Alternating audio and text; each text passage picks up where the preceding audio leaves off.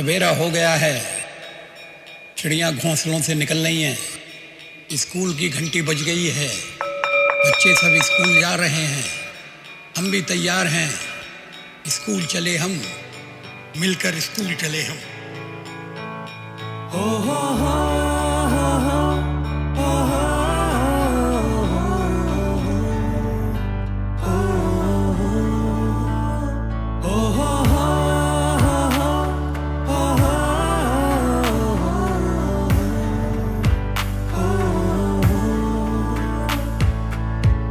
na na na na na dikta na na na na na dikta na na na na na dikta na na na na na सवेरे सवेरे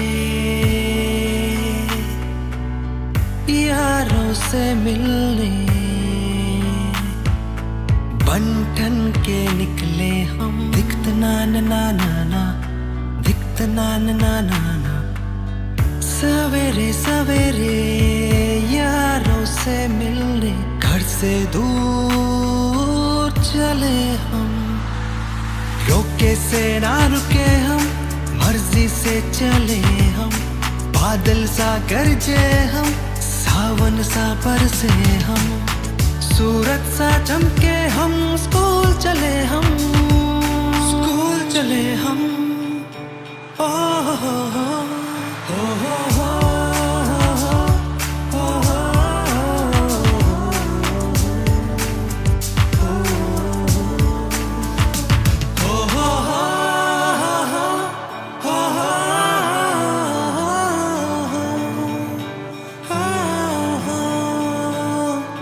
I go to school to learn.